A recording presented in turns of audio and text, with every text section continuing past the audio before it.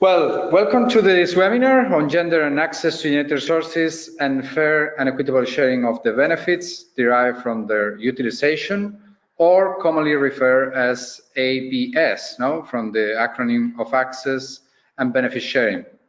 This webinar is organized by the United Nations Development Program, Global Environment Facility, Global Project on Access and Benefit Sharing. My name is Alejandro Lago, and I am the manager of this project. It is a pleasure for us to organize this webinar, and I would like to be clear that this webinar was originally intended to be an internal exercise for our team that suddenly was shared with other colleagues, and due to the interest shown on the topic, we decided to open it up to everyone. With the previews, I just want to highlight that the content that we are going to be presenting today is still work in progress, and therefore most of the information is still preliminary.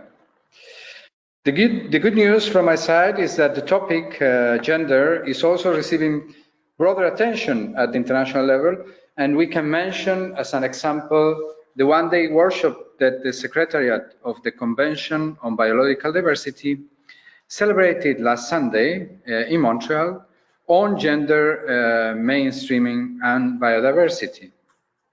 We were not present at the meeting, but the comments that we have received from our colleagues is that the workshop was very helpful in identifying gender deficit in key CBD decisions, and many participants were requesting other supportive activities to be conducted at the national level.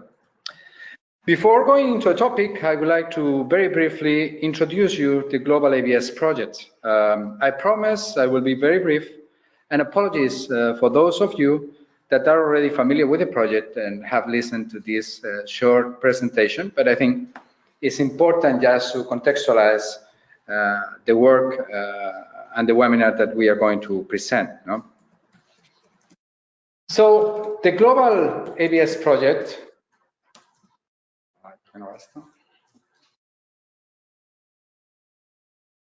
okay. Thank you. The Global ABS Project is a 3-year project funded by the Global Environment Facility and directly implemented by United Nations Development Program, being its program coordination unit, Istanbul Regional Hub. The project, as you can see in the map, covers 24 countries around the world, approximately 6 per region, 6 countries per region. Yes, okay, 24 countries, 3 years. So the end of the project is August 2019. We are in the middle of the implementation of the project right now. And each country receives direct funding, GEF funding, of $350,000 US for the entire duration of the project.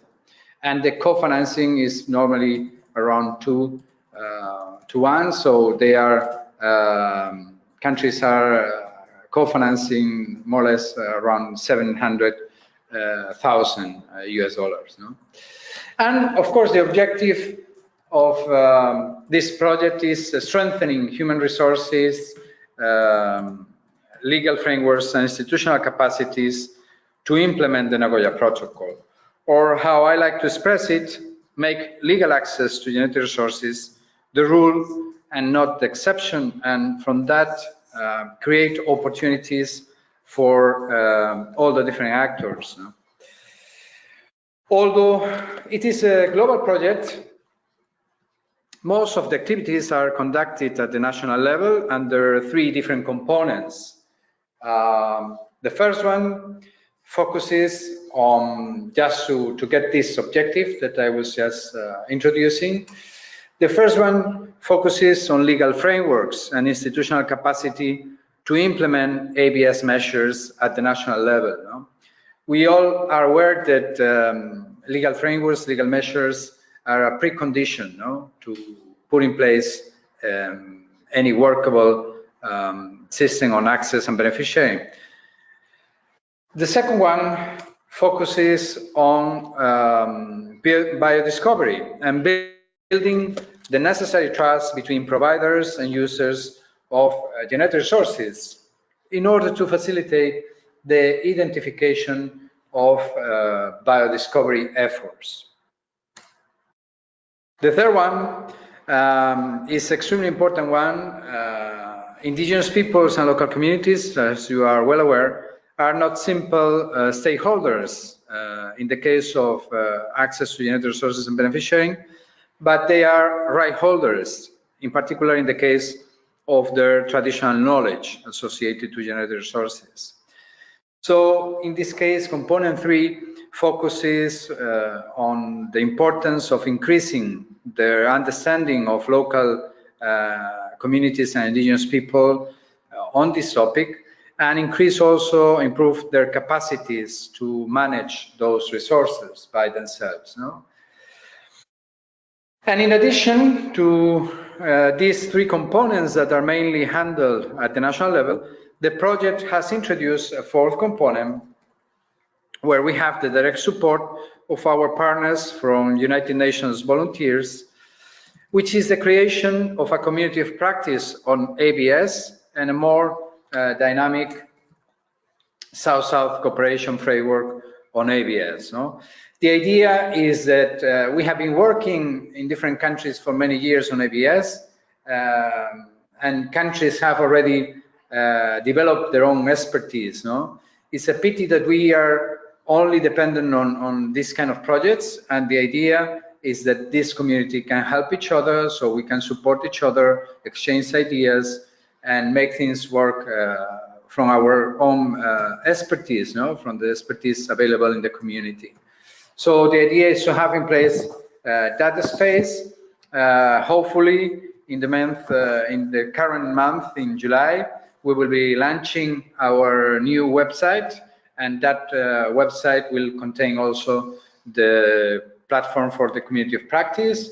Of course, you all will be invited to the launching of this website, and of course you will be also invited to participate and join the community of practice if you wish. Expected results from different components, I don't want to go into this, it's just the figures and the elements that we want to cover during the implementation of the project. Maybe the main challenge that we all face in regard to component 1, which is the legal framework on ABS, is the political buy, no? How to get the political buy to complete the legal procedures for the approval of the laws or the regulations. And of course, even though one can have in place different laws and a complete ABS legal framework, you need also the effective implementation of those legal frameworks, and for that you need the means, no, and the political support to do it. No? In regard component 2, we are trying to push the private sector to implement and sign commercial agreements, ABS agreements, with the different countries that we work. And of course, here we are also doing an effort on the socio-economic valuation of key ABS value chains. No? So just to improve the information available, no, to take well-informed decisions. Under component 3, I think one of the key elements that we want to, or products that we want to have at the end of the project, is a good number of biocommunity or biocultural protocols developed with indigenous peoples and local communities, no, in 22 countries. Sorry. And of course, under component 4, we expect to have a community of practice that is a dynamic one, that is operational, that exchanges in a fluid manner experiences and expertise. So that is our goal under this component 4. We are trying to support all the colleagues, other activities other institutions. ¿Quién se conectaba? Okay. Apologies, we had a short interruption. Under additional activities, just to highlight that we are not only focusing on our countries, the 24 countries covered by the Global ABS Project, but we are also helping other countries, other initiatives, other institutions and organizations, like the case of the Secretary of the Convention on Biological Diversity, and we are trying to not to duplicate, not to overlap, but to, as I mentioned, support activities that are being organized by other actors, and we think they are addressing the capacity building needs of the regions and the countries, and therefore we fully support that kind of activities. Incoming activities, I mentioned some of them. We are organizing a regional workshop for Africa in preparation for COP14 at the end of August. We are also organizing a regional workshop on traditional knowledge for Latin America and the Caribbean in Ecuador during the first week of September. And we are working hard now on a publication called ABS Designated Resources for Sustainable Development, with intention to introduce this, to present this publication during the incoming Conference of the Parties of the Convention on Biological Diversity in November in Egypt. No? I would like to show you that on top of the 24 countries that are part of the global project is a good momentum for the ABS at the global and regional level. And there in that map, you can see also other national projects that are being implemented by UNDP with the support of the GEF projects, GEF funds. And in the case of Latin America, you see that there are big national projects in Mexico, Argentina, and coming soon in Brazil as well. And in other regions, you have the example of China with a big project, Malaysia, Morocco, of course, Cameroon, and Algeria, sorry. So it's a good moment, no? And maybe as a final message is that the global team of the Global ABS Project is at your disposal, no? And we can support you or try to facilitate your work or your initiatives, or try to connect those problems, those initiatives with new initiatives, with new opportunities at the global or at the regional and national level, no? Just to finish this introduction, I would like to insist that one of the key challenges for us is to communicate the importance, the relevance of ABS. ABS is quite technical, and that's why our logo and our slogan try to reflect this relevance in the global picture, no? So we believe that ABS is genetic resources for sustainable development, no? We are trying to show those cases in the publication that we are preparing for the COP. And of course, we are trying to insist on the impact of the ABS projects in the different relevant sustainable development goals, no? And of course, that fits perfectly into the topic that we are going to cover today, which is ABS, gender and ABS. Of course, gender is a horizontal issue. It was not, under GEF5 was not a key element, but I think during the preparatory phase of the project, this element was strengthened into the different components and elements and activities of the project. And again, without any extra preliminary words, I would like to just give the floor to Fuad Berjigi, who is the regional specialist for Africa in charge of gender, and also to Ronald Musibingosa, who is our intern on gender. He's from Zimbabwe, and he's doing a postgraduate. He's a postgraduate student in sociology at Uluda University. So thank you for your kind attention. I hope the webinar answers some of your questions, or at least opens the appetite to go into this topic with more detail. This is just a first attempt, a very preliminary one, so please take that into account when listening to our colleagues. And of course, at the end, you will have the chance to raise some questions or make some comments, okay? So please, Fuad, you have the floor.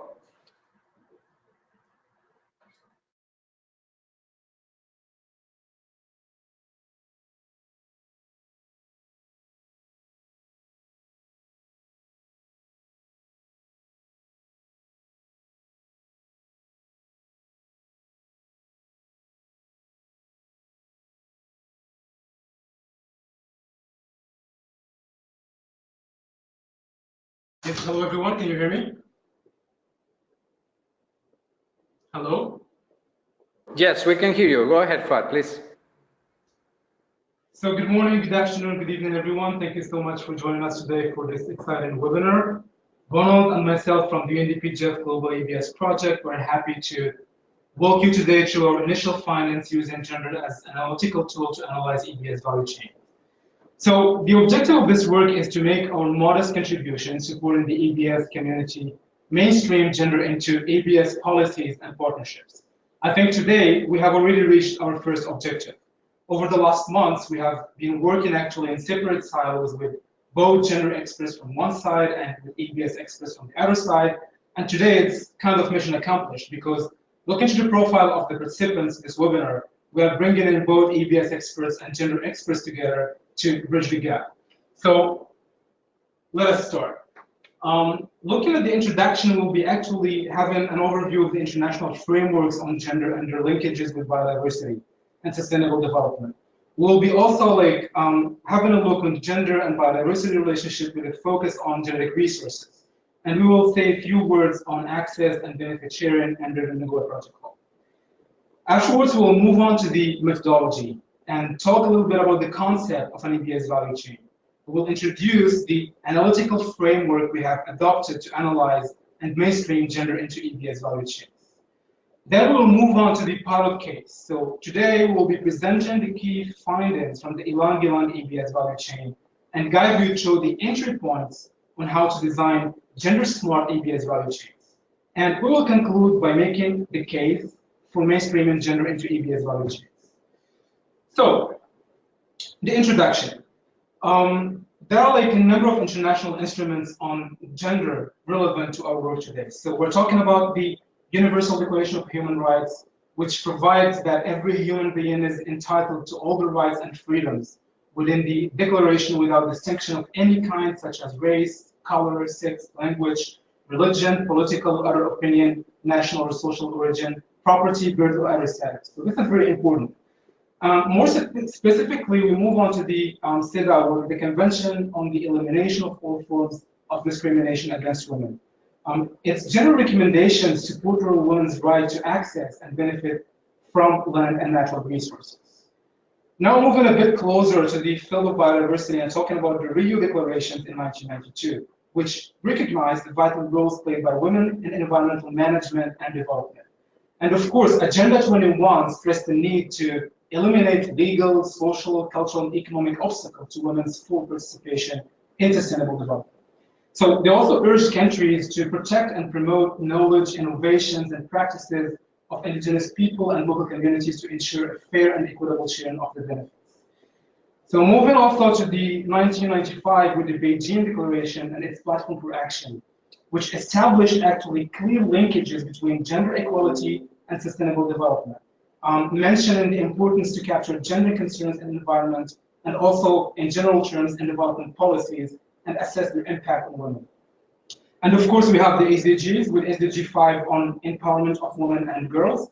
And this goal is central to the achievement of all the other SDGs and reiterates the need for systematic mainstreaming of gender into implementation. Now, Moving on to gender and biodiversity. So this is a question that comes in mind. What is the relationship, or why does gender matter for biodiversity and genetic resources?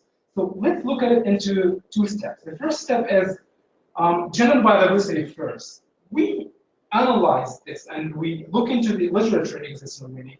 We came to the conclusion that women and men interact with their natural environments on a daily basis, but they play different roles shaped by prevailing gender norms. So in other terms, we're talking about these roles assigned based on social constructions which influence the distribution of opportunities, rights, and benefits linked to biodiversity. I'll give you an example. While in general terms, women tend to gather, let's say, biological resources such as fodder, fruits, men they tend, in contrast, to transport and sell these resources and manage the income generated from it and decide how to use it. So we see there is a differentiation here. And now let's move on a bit and talk about gender and genetic resources more specifically. So the studies we have looked at, especially of ethnobotanical practices, they point out to the primary role of women in managing genetic resources. I'll give you another example. Women they tend to play key roles in managing seeds, foraging for medicinal and cosmetic plants, while preserving and passing the associated traditional knowledge to younger generations.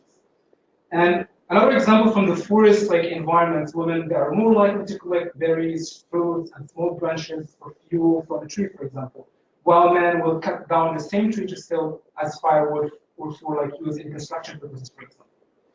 So in general terms, we also notice that women have limited access to productive assets and resources, such as production services, information, capital, credit, and market. Now, we introduced a little bit of context about gender for the non-gender experts within us with us in this webinar. Now, let's also provide a little bit of context for the non-ABS experts with us. So by ABS, we're not talking about the entire breaking system. We're talking about access and benefit sharing. This is a very simplified value chain that we're using, in our presentations to introduce the concept of ABS. A very simplified one. In reality, it's much more complicated than that. So let me walk you through it very quickly. Countries are sovereign, have sovereign right over the genetic resources. Imagine that you are a researcher. You may only access genetic resources or associated traditional knowledge if allowed by providing country. So the knowledge is held by indigenous and local communities and may play a role in the discovery of active ingredients in genetic resources. So the Nagoya Protocol was adopted in 2010, and it specifies access and benefit sharing principles. It provides legal certainty for ABS transactions and allows the tracking of genetic resources. So it ensures a fair sharing of benefits from products produced based on genetic resources. Question here is it also fair for women and men equally? So this is why we're doing this analysis. So we examined a total of 14 ABS-related policies and laws, which were available at the time of this analysis on the ABS clearinghouse mechanism website. Out of this sample, we found out that only 22%, yeah, I'm saying 22%, that include some wording or reference to gender or women, as you can see in this slide. So in one case, for example, that was Cameroon, women's associations were highlighted to ensure ABS stakeholders participation. In some other cases, there was some recognition and acknowledgement of women's role with regards to natural or genetic resources. For example, in the case that was Senegal, I think, there was a mention of engaging ABS champions, including women and youth. Another case, I think that was Burkina Faso, there was an emphasis on equity between men and women in rural areas in using natural resources related to forest, agriculture, pastoral lands, fisheries, and wildlife. So this is very important because basically looking also at many of the policy paper analysis linking ABS to the SDGs, we noticed that there is no clear linkage actually with the contribution of ABS to gender equality. And this is very important to complete actually the big picture of it. So we also look now to the necessity of mainstreaming gender into ABS value chains. So gender responsive benefit sharing schemes are essential to enable an effective participation of both women and men into the design, negotiation, and distribution and use of benefits. Because on the other hand, gender blind access and benefit sharing schemes, they may overlook the vital roles played by women and fail to preserve and valorize their skills and knowledge. This is very important. So this has taken us to the necessity of mainstreaming gender. Now, how do we do it? Or what is exactly gender mainstreaming? So by gender mainstreaming, we understand a strategy to recognize the particular needs, priorities, and power structures, but also status and relationships between men and women. This will inform the design, the implementation, the monitoring, but also the evaluation of EBS interventions, so that women benefit equally due to the fact that women's roles are overlooked in EBS in general terms to a far greater degree than men. So this is very important. You will hear a lot of women. So the focus here is like on women because they are overlooked to a far greater degree than men. And gender smart EBS value chains place specific focus on women's involvement in value chains as a key point of intervention for the transformation of power relations and gender roles. So this being said, I think we covered like the big picture during the introduction stage, so we can move on to the concept, what we understand behind an EBS value chain. So let's think about EBS partnerships as value chains where we add value to genetic resources. Women and men at different levels and has different like roles because they are different actors. So the opportunities are influenced by their physical, by their financial and human assets, which include access to land and other productive assets, which are largely determined by cultural norms around gender.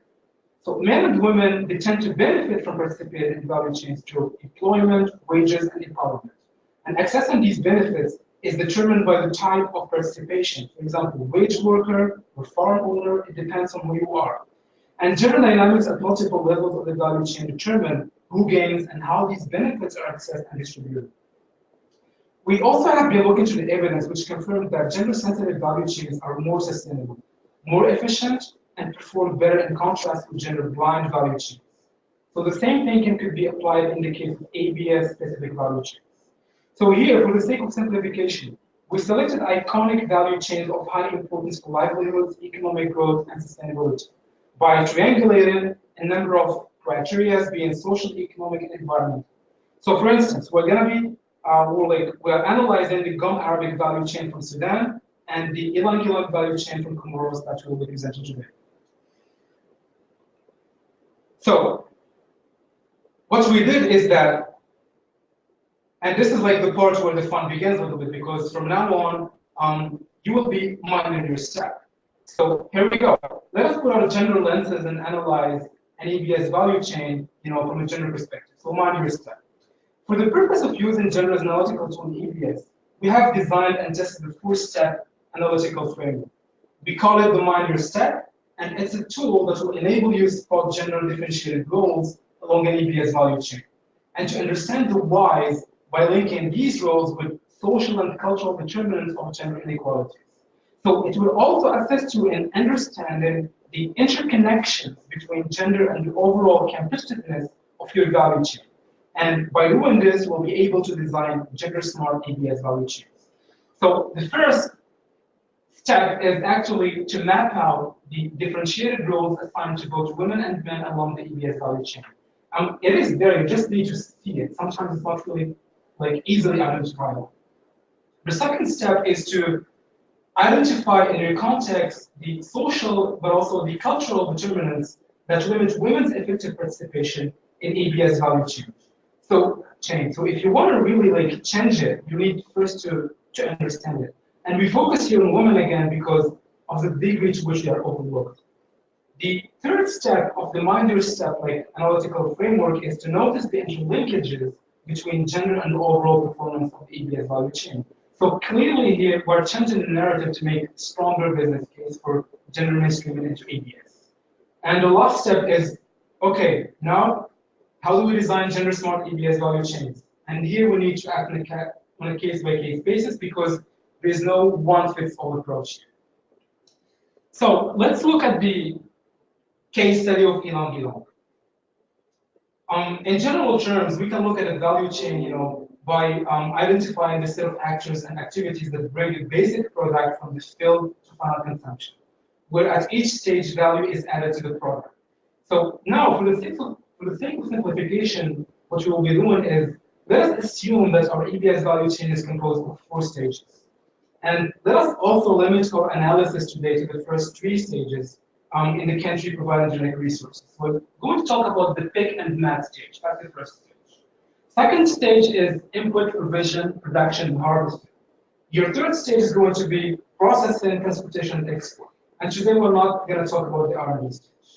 So now I will give the floor to Ronald, who will take us to the Comoros Islands for the Ilong case study, and he will be walking us through the stages of the Ilong value chain.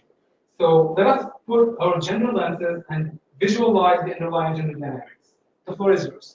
Okay, thank you very much, Ford. I will now move on and then take our first step, which is to map the different roles that are played by men and women in the Ilong value chain.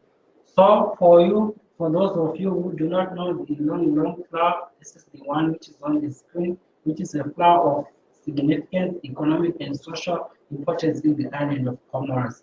So the first stage that we determined on our value chain is the pick and mat stage. And at this stage, we will find that the activities which are involved with this stage include contract negotiations and granting of ABS permits. But however, in terms of women's participation in contract negotiations and granting of ABS permits, this analysis is yet to be conducted for the Ilong value chain in Comoros. But however, according to similar studies that were conducted elsewhere in Africa, we have noticed that men in communities, they dominate ABS negotiations with external parties, and women had much less influential roles, and their participation in ABS meetings happened at later stages when key decisions have already made.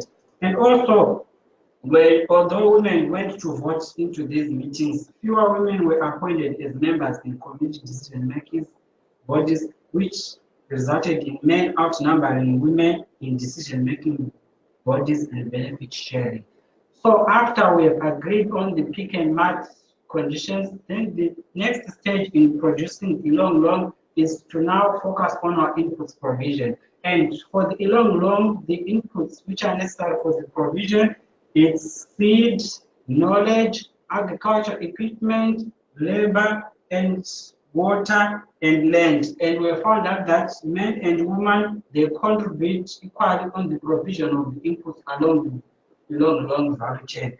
And the tree grows in a hot and wet climate, preferably in a rich volcanic soil for protection from the strong wind. And this climate is the one which is found in Comoros. That's why the flower is growing very well in Comoros. About the production stage, we found out that most of the producers of the Ilong flower, they are small in family plots and village, accounting for about 80% of the production. But however, production also occurs in big plantation and cooperative farms. And at the production stages, there are certain activities which take place, which include seed selection, seed beds preparation, sowing of seeds, watering the seedlings, planting the seedlings, and regular pruning of the trees. So the process of producing the trees goes in these following stages. First, new plants are grown from seeds which are collected in the dry months, which is between the months of June and August. And these seeds, they are grown in specially constructed nursery beds which are used for seed germination, and sowing is carried generally after 2 months. This is before the arrival of the rainy season, which is between September and October. After the seeds have germinated, they are regularly watered and they are regularly covered to protect themselves from the sun. And after 2 or 3 months after germination, the seedlings are transferred to the fields for planting. And for increased productivity, the trees are regularly pruned not to exceed a height of 2 or 3 meters, because the long flower in the wild can reach up to a maximum height of 10 meters. Now, after we have found the activities which are being done at the production stage, it's now important for us to talk about the roles which are being played by men at this stage. So let's find out what are the roles being played by men. So generally, men are regarded as the producers at this stage, because these are the ones who are responsible for making all key decisions, such as sowing time, land size for cultivation, and the selection of seeds. But however, women do most of the production activities, especially on family farms, which include seed preparation, sowing of the seeds, weeding, pruning, and watering the plants. But however, these roles of women are usually considered as support roles to the activities which are being done by men who are considered mostly as the producers. So after we have produced our flower, our trees, and the flowers have grown and regularly pruned them, we now go on to the next stage on our value chain, which is the harvesting of the flowers. And how is the long flowers harvested? These flowers, they are not seasonal. They are harvested all the year round, and usually the peak time for harvesting is between April and October. However, it can also extend up until December in a prolonged dry season. And harvesting of the long flowers is done manually by picking the flowers from the branches of the tree. And flower picking is usually done early in the mornings when the flowers are at their best with the highest amount of natural aroma, and they are immediately taken for distillation to produce the essential oil. And again, at this stage, we also want to take a look at what are men doing and what activities are women doing on this value chain. And we have discovered that picking is traditionally done by women who use special woven coconut palm baskets which can hold the flowers. And also, women harvest these flowers in two contexts. First, in terms of family labor on their family plots and for family farms, which is unpaid labor, or else women are employed as pickers on farms and they are paid depending on the amount of flowers they pick. Usually, women earn between 60 cents and 80 cents per kilogram of flowers picked, and they usually pick the flower early in the morning from 5 a.m. up to 12 midday. And in most cases, women are provided lunch by the farm owners, and on average, a woman can pick about 50 kilograms of flowers per day. It was also interesting to notice that at this stage, women hold vital traditional knowledge on how and when to pick the flowers when they are ready so that they can provide the optimum amount of essential oil, which is the key ingredient in the production of the product.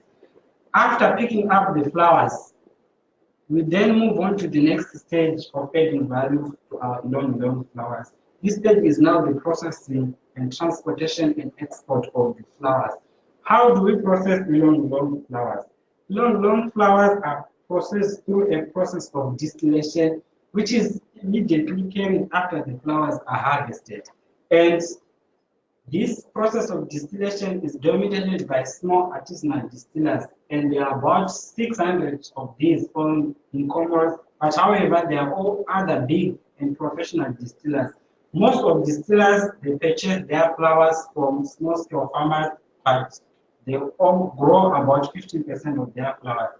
And distillation is a process which consumes a lot of firewood. For example, if you want to distill 150 kilograms of flowers, you need about 1.5 tons of wood, and it also consumes a lot of water. And the process is also time-consuming, taking between 18 to 24 hours, depending on the quantity of oil which is needed. It is also interesting to note that the cost of distillation is too high. For example, the installation of a 1,500 liter distillation tank, it costs around $5,000. And after discovering these activities, it's also important to see who are the actors at this stage. So let's find out about the roles that men and women are playing. And at this stage, men are found to be dominating the distillation stage because it is perceived as a labor-intensive job. And also, in addition to that, men are the ones who hold key traditional knowledge on and distillation skills, which is usually passed from men to men or from father to father through the generations. And also, men are the ones who are responsible for gathering firewood and transporting the large amounts of firewood to the distillation centers, because firewood is now increasingly becoming more scarce, so it needs to be fetched from forests which are a bit far from the distillation places. And also during distillation, men are employed as loaders. These loaders, their main task is to load flowers and load water and load firewood and also to extract essential oil after the distillation processes. These, they are paid well, and on average, they are paid $35 per each distillation. However, women are not involved at this stage because they only sell their flowers to the distillers and they are paid a small amount of $1 per kilogram for the flowers. It is also interesting to know that men are the ones who are involved in the process of weighing flowers and also processing payments to women and all those related activities to women who deliver the flowers. So when the essential oil is collected is distilled and ready from the distillers, the next stage will be now to collect it and transport it to the exporters. And again, at this stage, we need to determine which activities are involved. And the essential oil is distilled in 5 different grades. And these different grades, they've got different prices and also different uses. And the distillers themselves, they are often the ones who are involved in the collection and transportation of the essential oil. But however, there are also local traders who act on behalf of large export companies to buy essential oils and deliver to the export companies. And exporters are the ones who are now responsible for the final exporting of the essential oil to the outside market, which is usually in the European Union. And in the long run, this sector is a closed sector with about 6 hectares. And when the products finally reach the European market, there is a process of research and development which is carried out on that product to produce ABS products, which finally end up in the long flower being processed into perfumes, soaps, and other cosmetic products. So now that we have seen the different roles being assigned to men and women on the value chain, we now want to examine the social and cultural determinants behind these roles. It's important for everyone to ask ourselves, why are women doing this and why men are doing this and not vice versa? So in the next slide, I'm going to show you the reasons why women are doing these particular activities. We need to understand and explore these social and cultural determinants so that you can be able to change it. So we identified the key drivers of gender equality along the value chain and we grouped them into categories, as you can see on the slide. And the first category is the ownership and control over land and knowledge. And we found out that in Comoros, although women are able to inherit land, they still face challenges in control and managing or taking key decisions regarding the utilization of land. In Comoros, the matrimonial system affirms the indivisibility and inalienability of land, which makes it impossible for women, although they are the customary owners of the land, to make key decisions regarding the land. And in Comoros, women do not have the right to make decisions on resources which are on their land. For example, if there are genetic resources on top of their land, this right whether belong to their husband, maternal uncles, or to their brothers. So in any case, if there are any genetic resources on land owned by women, it means that the women does not have the power over these resources, and thus they are not involved in negotiation over the resources. The same thinking and the same principle may also apply to traditional knowledge which is held by women, especially elderly women. Women are key in protecting and passing this traditional knowledge, as we have found out earlier on, but their role is largely unrecognized, and this affects their right to participate in ABC negotiations. Generally, in the Comoros society, men tend to be the key decision makers, and these are the representatives of the family to the outside world. And the power to make key decisions, the power to organize, and also the power to speak in public, whether they may be in village or community meetings or in ABS meetings, is exclusively reserved for men. This means that men end up dominating women in public meetings. Even if women are able to attend in these meetings, they are reluctant to speak up and contribute fully in this community and this related negotiation due to these cultural norms which regard men as the spokespersons of the family. And men, by the virtue of being household heads and representatives of family to the outside world, They are the ones who participate in value chain activities as producers and receive all the trainings, credits, and most of the benefits which impact on the participation of both men and women. And our second category was lack of access to education. And we have discovered that comparatively to men in general terms, women in Comoros has limited access to educational opportunities, and this shaped their roles along the value chain. Because ABS is regarded as the highly technical field, and less educational levels among women makes it even harder for them to be involved in different stages of the value chain, especially if we look at the stages like pick and match negotiations. In the same thinking, also education affects women's ability to benefit from capacity building activities that might empower women for them to effectively participate as active players in some of these value chain activities. If women are not adequately educated, it means they are not able to benefit from capacity building.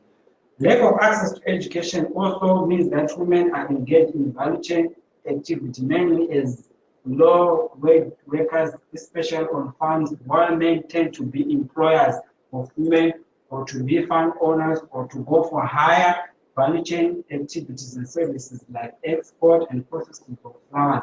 And also, access to education plays a key role in ensuring that women have got financial literacy. For example, if women have got financial literacy, it means it makes it easy for them to access credit in other value chain services because they have the knowledge and understand how it operates. And also it makes it easier for them to get paid the fair value of their flowers that they pick so that they cannot be cheated when they are delivering their flowers to the distillation plants. Another category of the cultural determinants is lack of understanding of the value and benefits. And at this stage, we also found out that women lack an understanding of the value and benefits of the genetic resources. They lack an understanding of the products which are derived from the genetic resources, and also the markets of the genetic resources, and also the industry using these genetic resources. This definitely determines how women eventually play. For example, they might continue picking up flowers as part of their domestic duties without fully knowing the value of the flowers, without fully knowing of how these flowers are being used, without fully knowing of how these flowers are being shaded. This can also apply to their understanding of the value of their traditional knowledge. Most of them, they might not be aware that their traditional knowledge is key to the discovery of various products. This can result in women being taken advantage of and being left out in terms of participating in ABC negotiations, especially when these negotiations are related to products which are used in their traditional knowledge. We have discovered that also information about the benefits of the genetic resources is readily available to men who most of the time interact with other people outside of the work environment.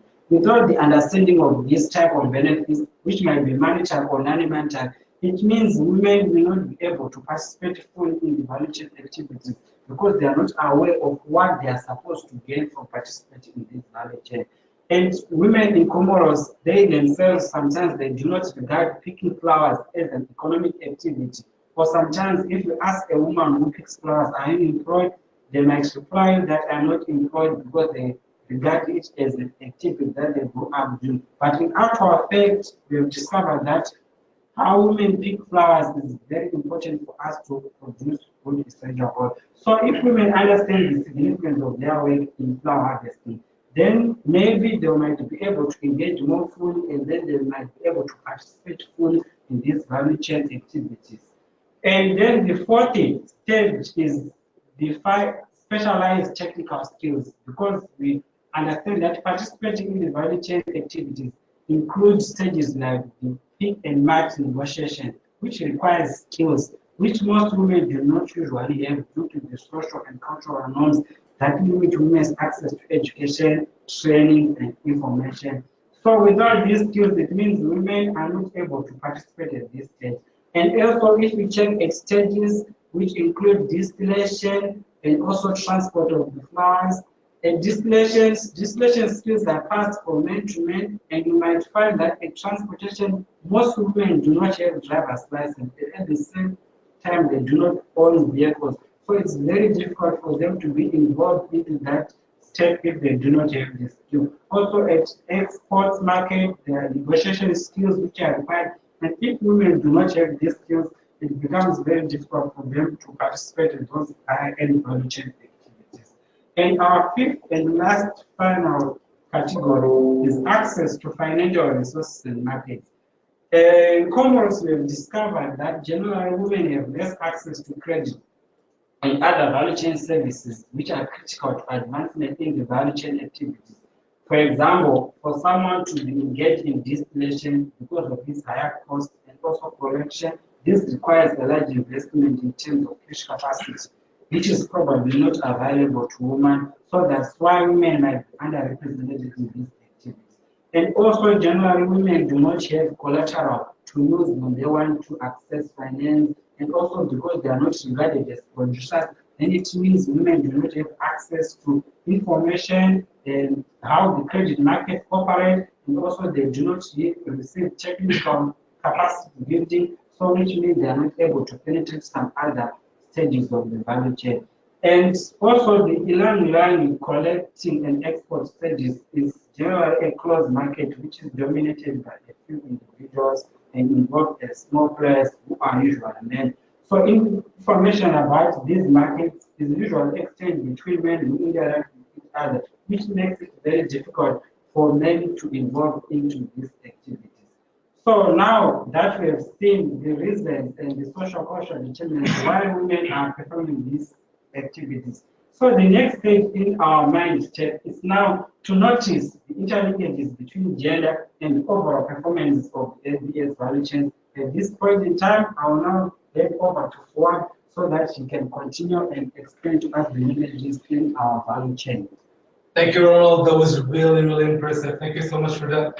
So now let's move on and notice the interlinkages between gender and the overall performance. So here we need to look for the potential benefits at each stage of the value chain if we close the gender gap, how women can contribute to increase the overall performance. In general terms, man-dominated value chains, we call them value chains, are relatively less competitive. So if small-scale women producers don't have a choice but to sell their harvest for little revenues, if women pickers are given small wages for their intensive labor, they are pushed to overharvest, posing threats to the resource sustainability. Women play significant roles that are often key determinants to increase outputs and improve quality of the resource while sustaining its supply. So comparatively to men, women are more skilled. They work and prune the plants at the production stage. They know when to pick the flowers and which one are the best. They tend to pay more attention to preserve the ylang-ylang trees better. So women smallholders are not able to capture the added value in the most profitable stage, which is downstream the value chain. We're talking here about the processing, transportation, the sales, and the exports. I mean, this could lead to inefficient and fragmented markets, hence the need to invest in women smallholders' capabilities to strengthen the competitiveness of the value chains and open up new business opportunities. This could be a very strong business case, not only for big customer-facing companies, but also mid-sized and small-scale businesses using genetic resources. So the studies we have seen also indicate that women redistribute economic gains from activities more sustainably than men. So this is very important. There is a clear linkage between the roles, the social determinants, and how this is affecting the overall performance of the value chain. Now, here is the deal. You need to go step by step. How do we design gender-smart ABS value chains? In some contexts, it is really hard to challenge social determinants and deconstruct layers and layers of inequalities. So to unpack the performance-based narrative, you need to proceed on a step-by-step, on a case-by-case basis to actually have the ultimate key to challenge existing power structures. So first step here is to recognize the vital role of women in the ABS value chain. So ABS practitioners working on the implementation of the Nagoya Protocol, we need actually to pay special attention to gender mainstreaming or consideration while developing ABS legislative, administrative, and policy measures, and also while granting access permits and drafting benefit sharing provisions during the negotiations of ABS contract. So here we have identified a number of entry points. So the first entry point actually could be the package of ABS policy, legislations, regulations, or BCPs. So let's go and see one by one here. So if you're drafting an ABS legislations or like regulations, try to ask yourself the following questions. Are there any mechanisms in place, or should such mechanisms be established to ensure women participation in ABS-related decision-making and negotiations? Are the benefits arising from the utilization of genetic resources and associated traditional knowledge equitably distributed between women, youth, men, and elderly? And also, ensure that there is a special attention or some kind of formal recognition of the role of women in the sustainable use and conservation and valorization of genetic resources and associated traditional knowledge. We have seen this in the case of Namibia, and in the new, emerging generation of new ABS laws being currently drafted with the support of the UNDP-GEF Global ABS Project in countries in Africa such as Comoros, Ethiopia, and Sudan. Second entry point is when developing biocultural community protocols or BCPs. So the protocols could help ensure a balanced representation actually across gender and generations to ensure that an equal participation of elderly women and youth in the decision-making processes related to the granting of PIC and negotiation of MAP. The other entry point we have identified is when documenting traditional knowledge, when developing your TK databases. So the documentation as such shouldn't be gender-blind exercise, but should be rather gender-sensitive. So here we need to ensure that there's a collection of sex and age disaggregated data about associated traditional knowledge holders to understand the differentiated roles played by women and men, youth, elderly with regards to the body of knowledge related to traditional knowledge. So this will not just shed the light on the underlying gender dynamics to understand how gender norms and practices influence the transmission of traditional knowledge over generations and define the identity of a given community or individuals. But most importantly, we're talking here about the fact that it will ensure that defensive, positive, sui generis, and any other traditional knowledge protection or valorization systems are well informed, and address the inequalities based on gender-related norms. So this is the key to make sure any documentation exercise will support women, men, youth, and elderly participation in granting access over their traditional knowledge and ensure fair and equitable sharing with all by leaving no one behind of the benefits arising from the utilization of such traditional knowledge, being monetary or non-monetary. So now, the second step is that we should keep in mind that even if you have gender-sensitive policies alone, they might not be enough. Because in many cases, ABS workers should go one step further. You need to walk the extra mile and create equal opportunities for women to enable their participation. So here we're talking about providing women with appropriate avenues to enable their effective participation. ABS professionals in general should ensure women have equal opportunities to speak their mind and gain decision-making experiences. So here we have identified a number of entry points as well. So at the pick and match stage, mainstreaming gender is not just about numbers. I mean, forget about the idea of bringing women and men together to the same workshop and talking about the numbers. Make sure you provide women and men with the appropriate space so they can share their differentiated expertise related to genetic resources or traditional knowledge to build balanced and more efficient EBS partnership. Choose the right time. This matters a lot. And place to capture women's inputs. Depending on the context, if you expose women, let's say, in front of everybody else, they may not be able to freely speak or confront the audience. In many cases, you will need actually to capture the fact that the status of women improves with age. And one of the strategies you could be using is that elderly women are not just like custodians of TK, but they could also be, your best ally in representing women's interests in negotiations because they are respected in the community. So now, if women are recognized as vital actors and their interests are preserved by enabling their full participation to negotiate ABS contracts and grant permits, we still must also ensure that women are empowered enough to drive the overall competitiveness of ABS value chains. So here we're linking this to the business narrative. So how do we do it?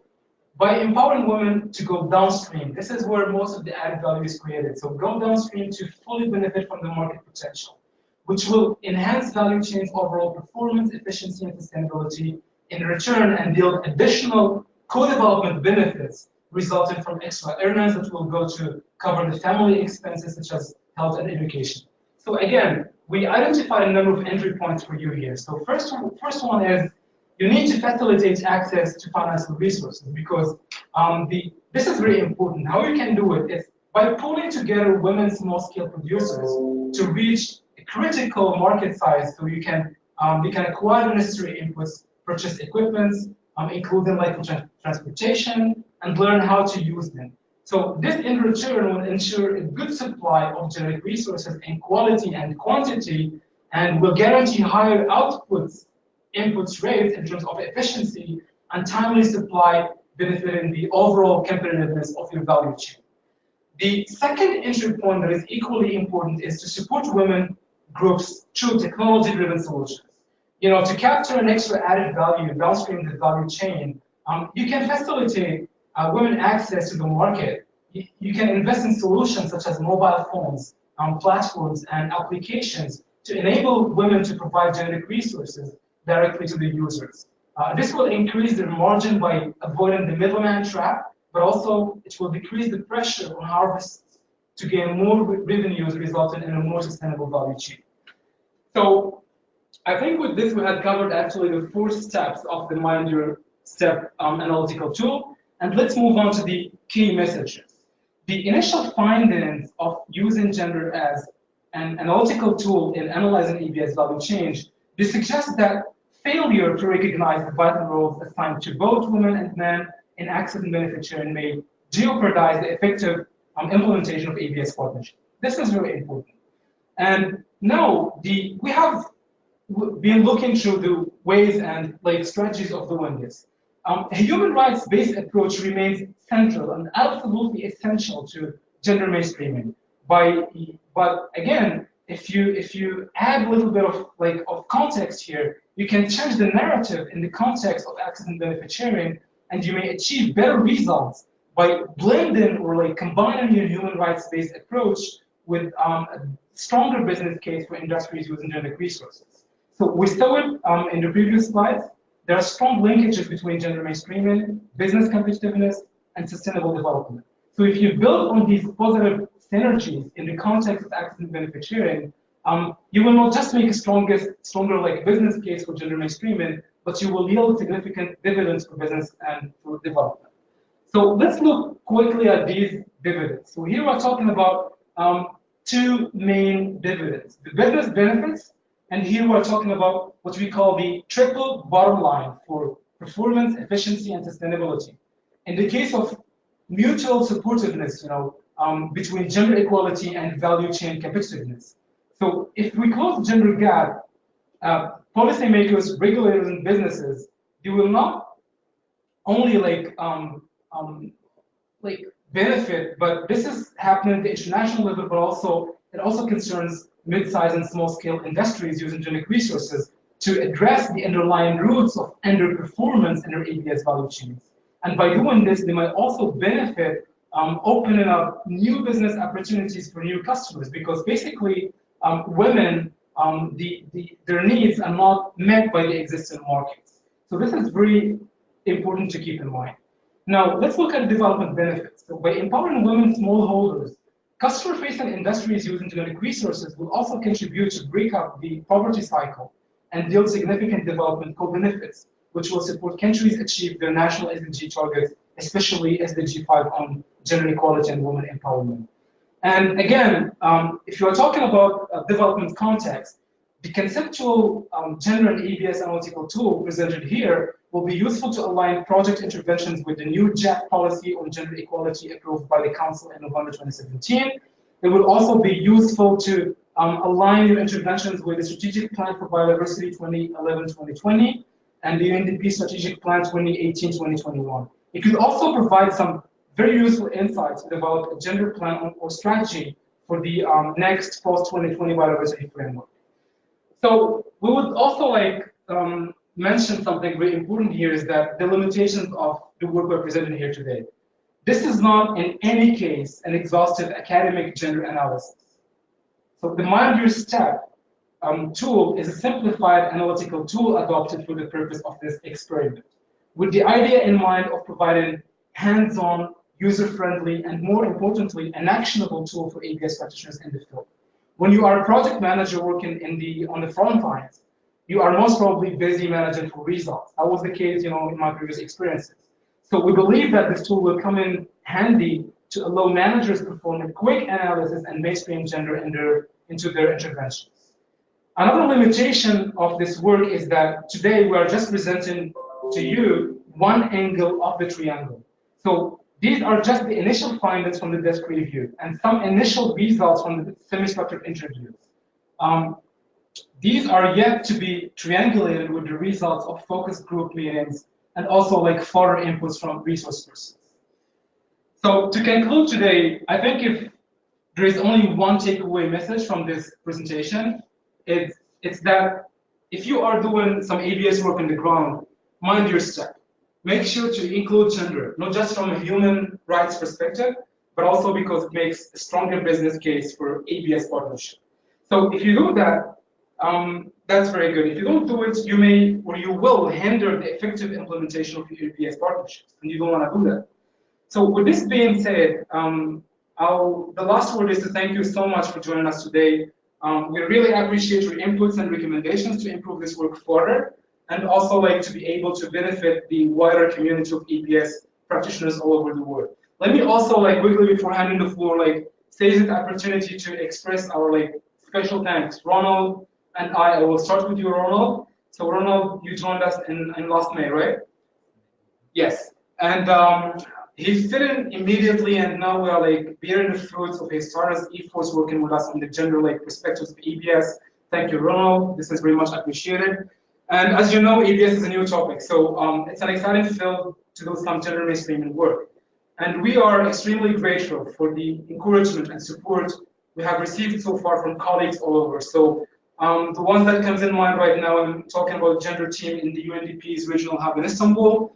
Thank you so much. The gender specialists from the UNDP-GEF team and the CBD Secretariat for the encouragement. Our EBS country teams in Comoros and Sudan. And of course, the UNDP-GEF Global ABS Project teams based in Panama, Istanbul, and we have also colleagues in the Philippines. And I hope I'm not forgetting anyone. Yes. So on a personal note, thank you so much, Sarah. That's my wife, for being with my gender spirit for the last days and for your inputs as well.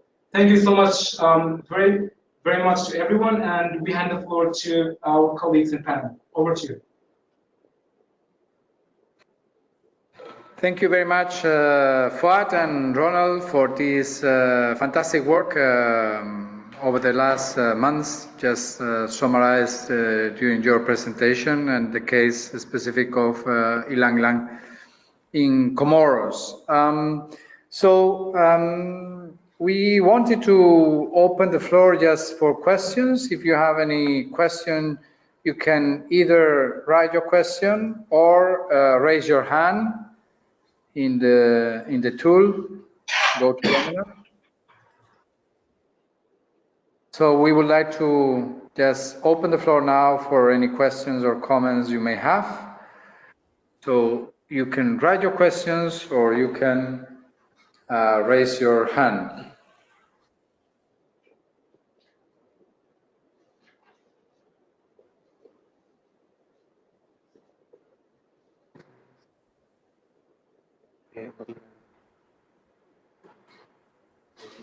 Nadina?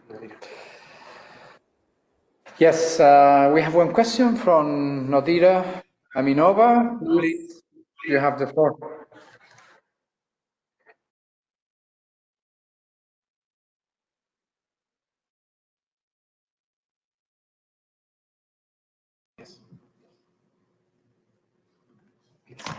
Hello now, everyone can hear me? Yes, we can hear you. Yes, thank you. Thank you, and thank you very much for Ronald for a fantastic presentation and your findings so far. I'm looking forward to join the ABS team and Fuad's team in the coming months in August, and I'd like, as an intern, of course, I'm going to be an intern in Fuad's team, hopefully soon. And my question is, you have mentioned about the three parts of the triangle, and this was one of the angles, and I was wondering if the next two angles of this big triangle are already planned, and if they are already designed, or if there are any ideas how they are going to be looking like. Thank you very much.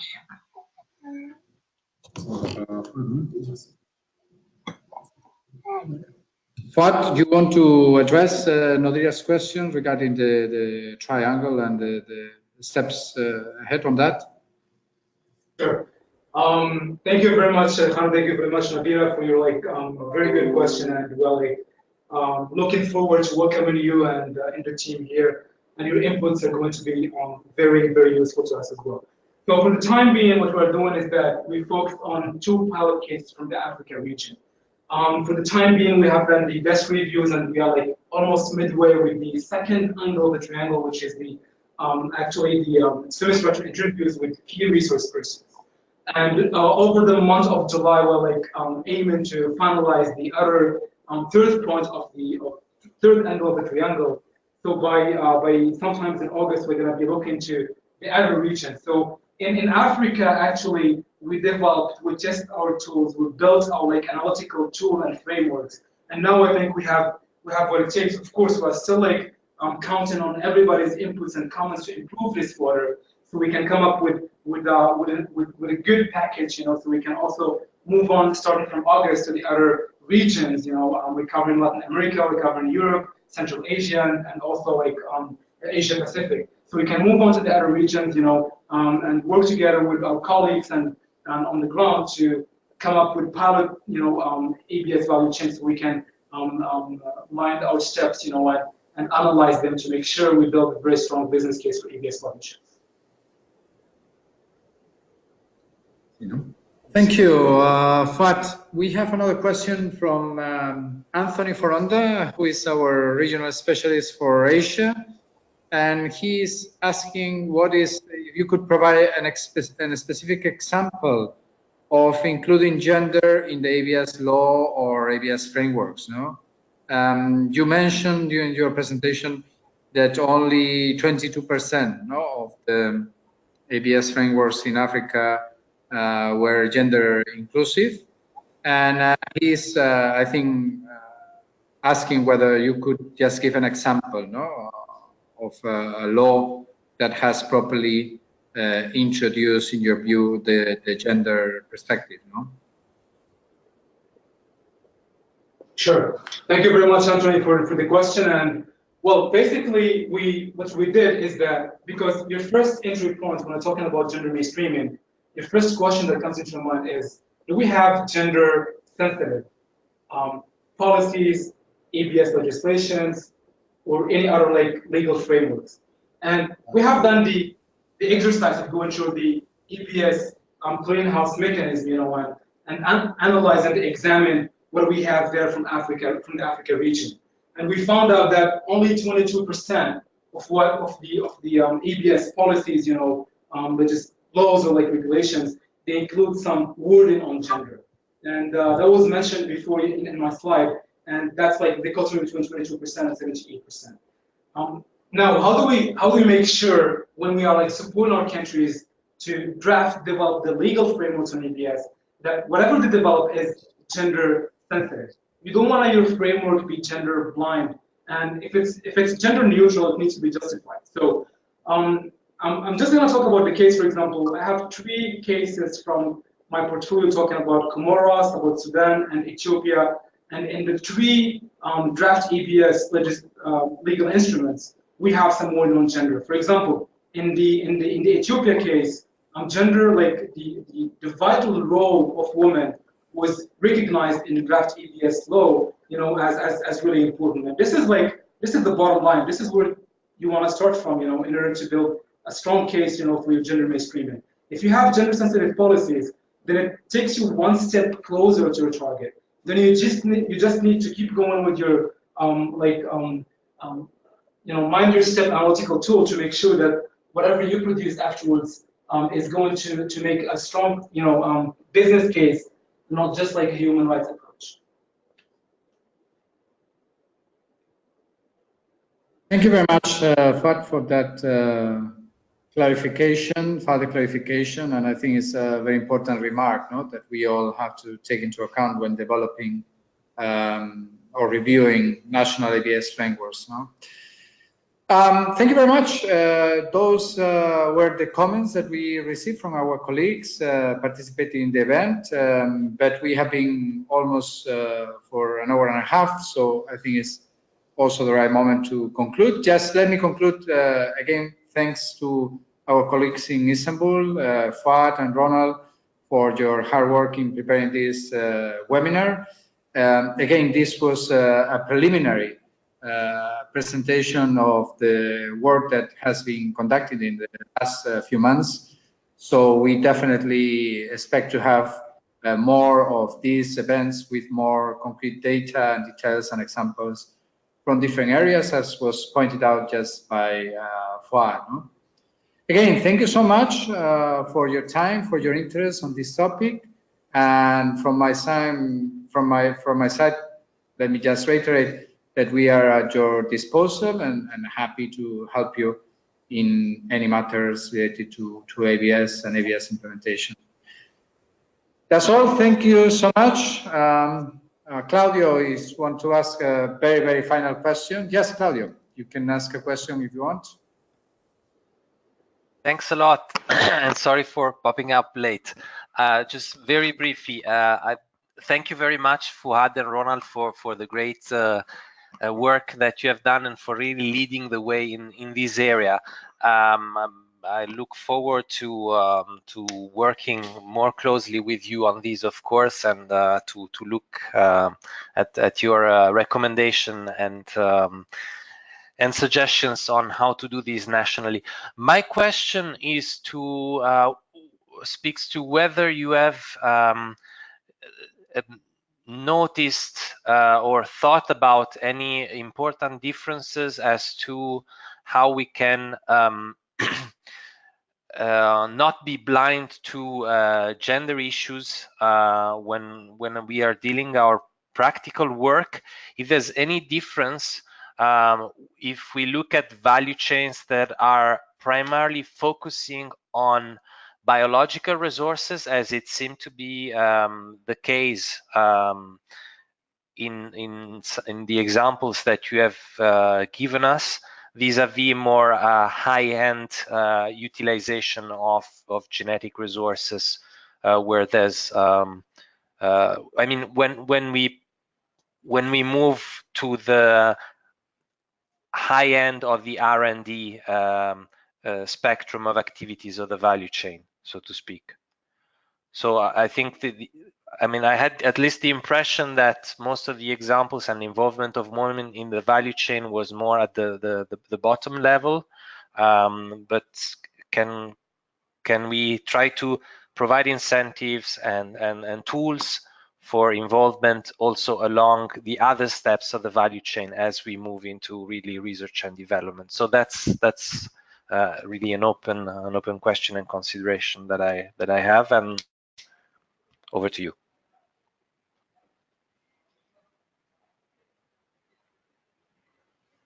Thank you, Claudio, for your question. Of course, this first exercise was focused on the work that FAT is developing in the Africa region, where some of the examples or most of the examples are more connected or related to biocommerce, no, probably biotrade, and not so much into biotech value chains, no. So definitely, he was making reference to the importance of doing this exercise on a case-by-case basis. So I presume we will need to also replicate and confirm some of the information with the work in other regions. No, I think that was one of the conclusions now from Fat. But Fat, do you want to add on that? Sure. Thank you very much, Alejandro and Claudio. Again, this is a good question. So basically, as I was mentioning in the presentation, is that even though we provided a very simplified conceptual, actually, illustration of the value chain being 3 stages plus R&D, we mentioned that we're not going to talk about R&D today because simply the tool we provided was calibrated based on case studies, where we have this like very strong dimension of the resources, which is a bit like, upstream the value chain. Of course, the R&D is kept apart, and while working on the other like ABS value chains, the ones we're going to be pilot ones, we're going to be like looking at from different regions, and we're going to be looking at this R&D stage because we believe that we need to develop like a proper tool to analyze the R&D like stage gender dynamics. This is going to be an exciting work that we'll be doing through the next phases of this analysis.